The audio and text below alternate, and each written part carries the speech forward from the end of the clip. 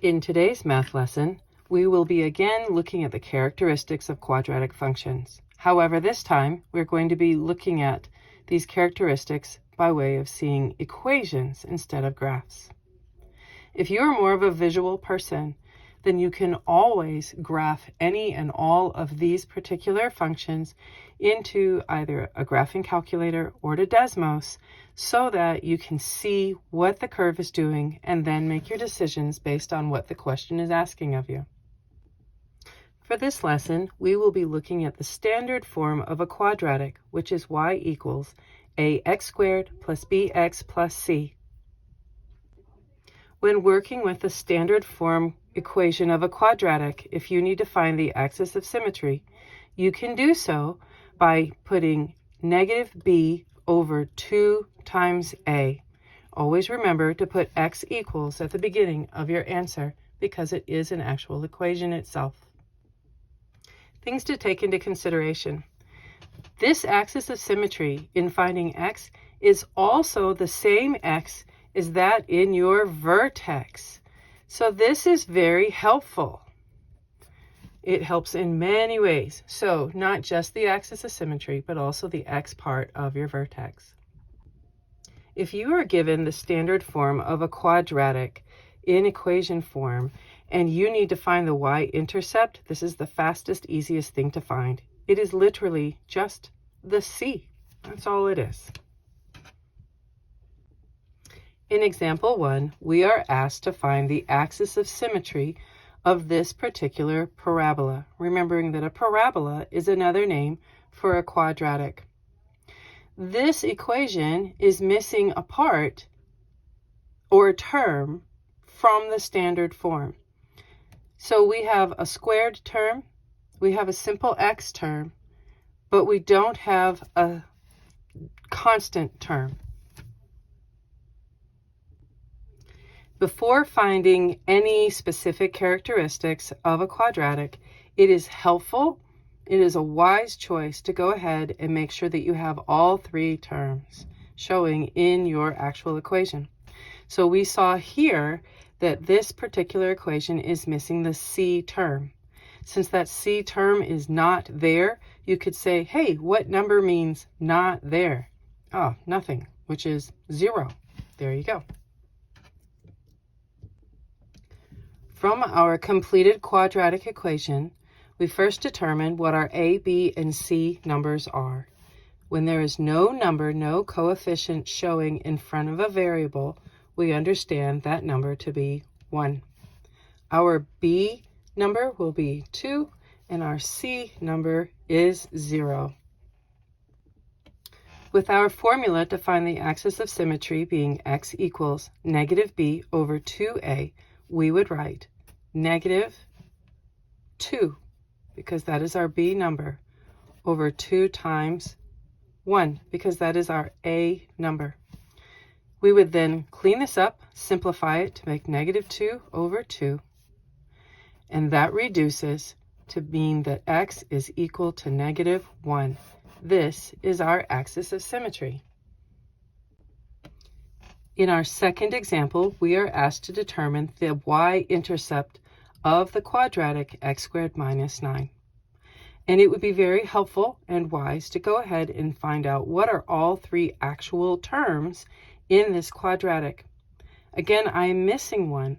So I have a squared term and I have a constant number, which means that I am missing the simple x that would be in the middle.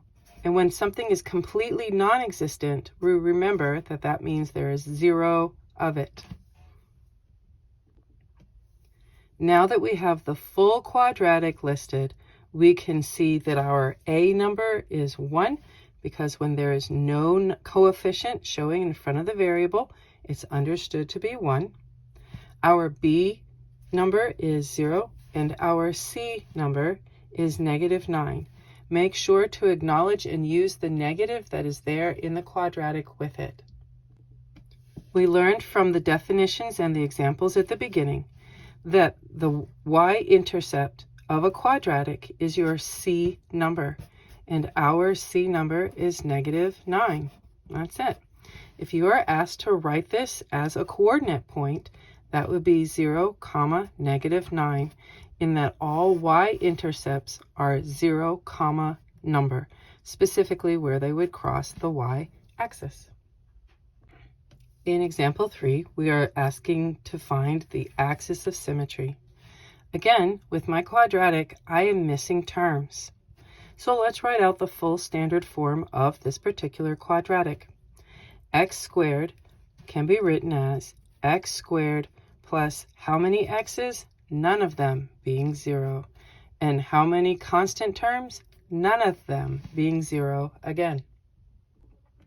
As shown in this completed standard form of the quadratic, we can see that our A number is 1, our B number is 0, and our C number is also 0.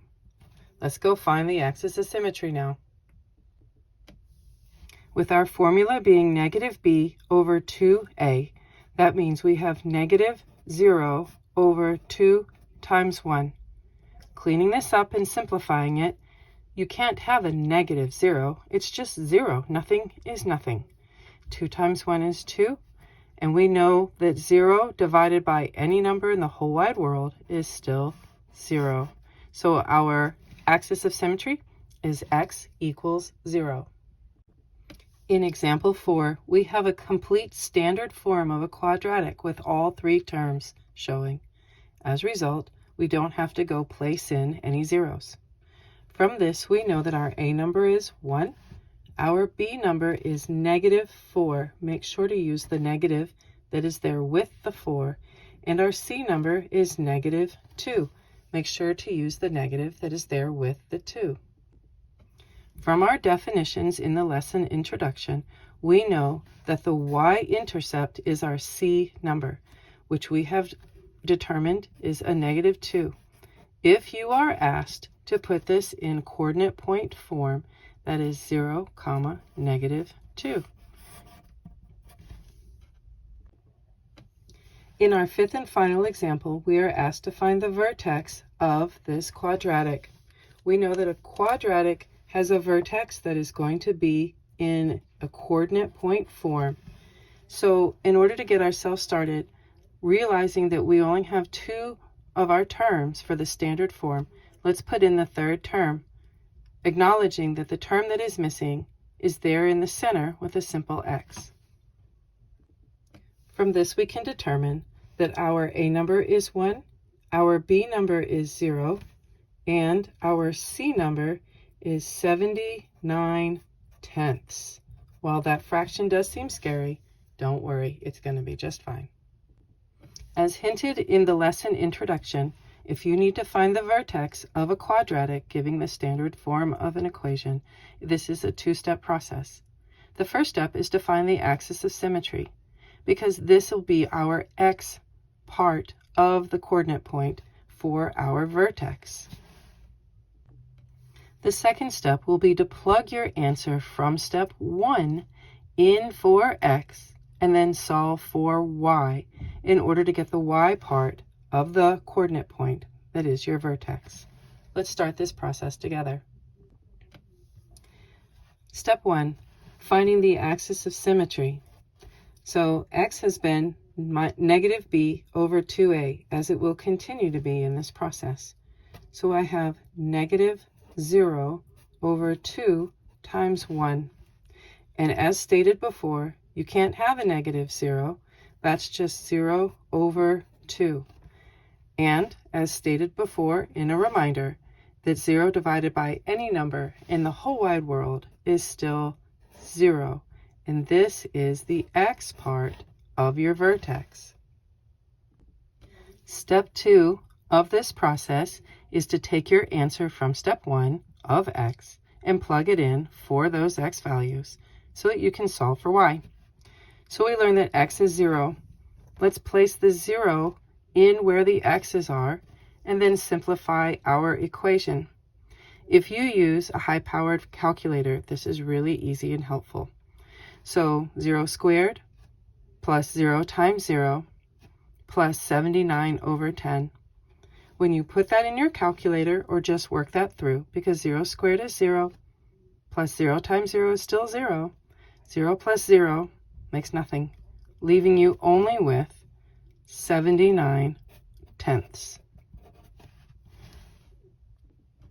As a result, we are now able to write our final answer, where the x part of our vertex was 0 and the y part was 79/10. And there you go.